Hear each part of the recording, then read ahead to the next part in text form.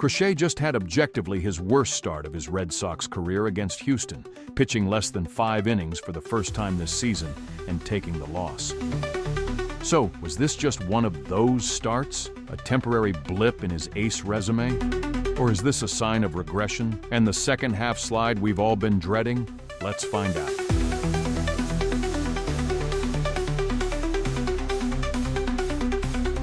Hey Red Sox Nation, welcome to a new edition of BleacherBot. I'm B, and today we are going to dissect Crochet's loss to the Astros, where he managed to get through only 4 innings while giving up 7 hits and 5 earned runs.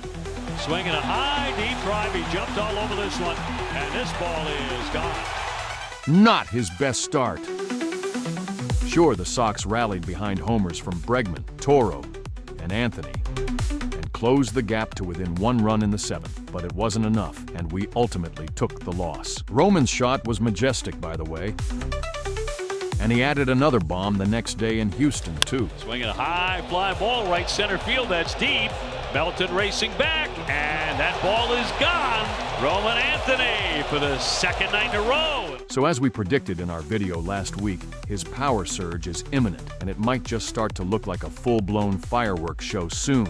If you like that, smash that subscribe button harder than an Anthony moonshot, because just like him, we are looking to fulfill all your expectations too. All right, let's rewind to Crochet's night. And the big question, should we panic, or is he still the tower of dominance we know? Got him. He swung and missed on the sweeper.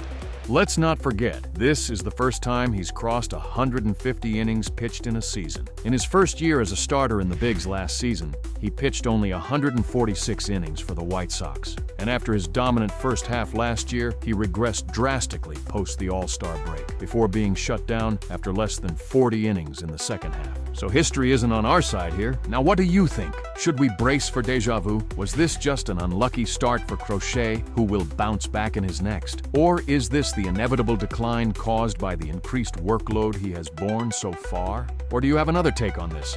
Let me know. I'd love to hear what you think. All right, now let's take a closer look at Crochet's start and dig a little deeper to reveal the true story.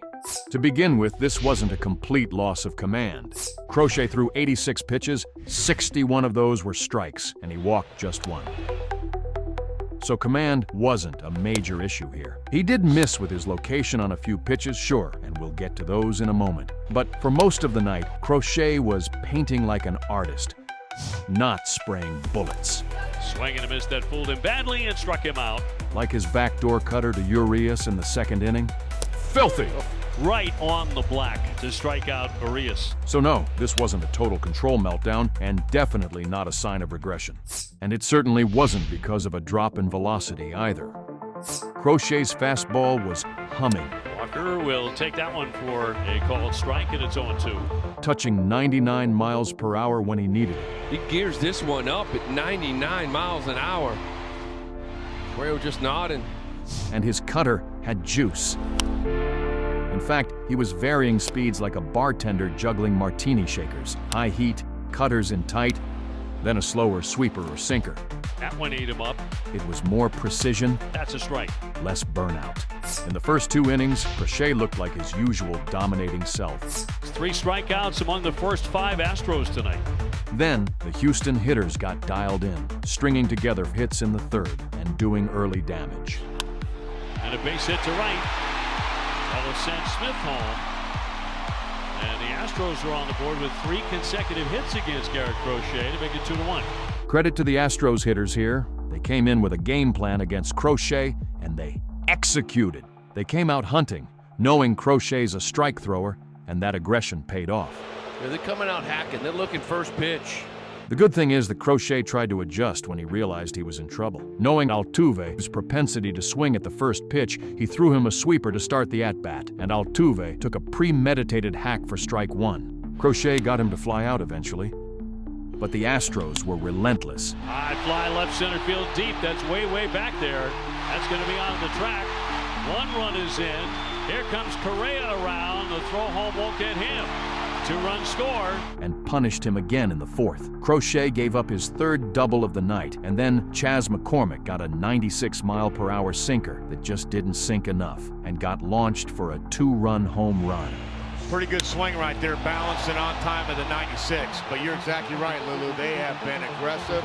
He got through the fourth without more damage, but after 86 pitches and down 5-2, Cora didn't let him come out for more. Crochet took the loss and is now 13-5 with a 2.45 ERA. So our ace just had a rough night. It happens. He's bound to have a start or two like this in a long season.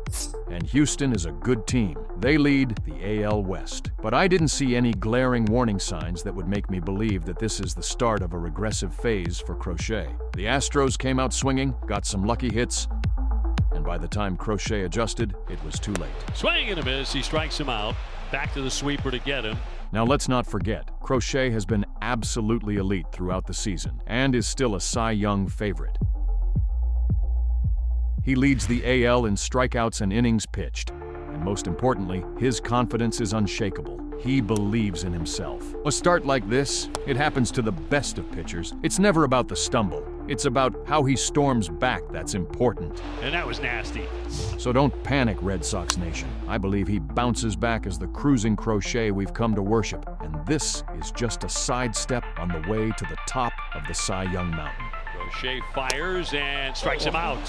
99, Garrett Crochet. And with that, Red Sox Nation, we've reached the end of this show. As always, thanks for watching. I'll see you on the next edition of Bleacher Bot. Until then, stay tuned, stay crazy. If you haven't yet, be sure to watch our videos on Aroldis Chapman and Roman Anthony right here.